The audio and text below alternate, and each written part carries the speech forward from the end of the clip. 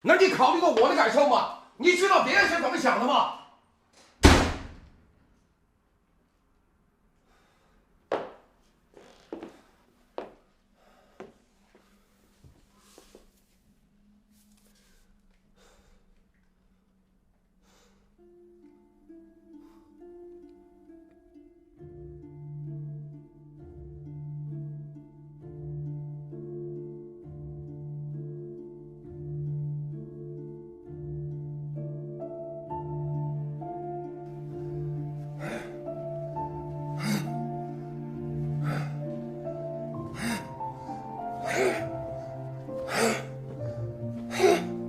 你怎么会知道我住这儿的？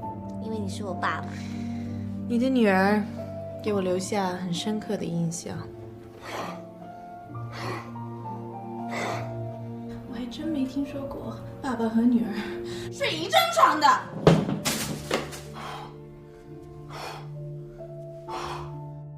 来看你啊，顺便给你个惊喜。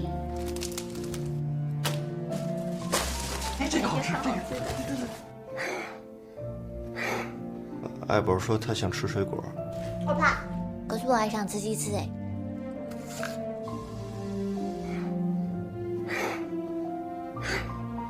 你给我说实话好吗？你是不是怀孕了？李轩，你这个混蛋 ，Go to hell！都是你惹的祸。我跟你没什么话好聊的。跟你借个套，保险套啊。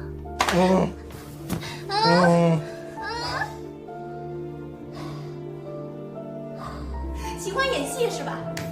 那回家对着你那个未成年的少女去演吧。你跟唐米西干什么了？我叫他走，我叫他离你越远越好。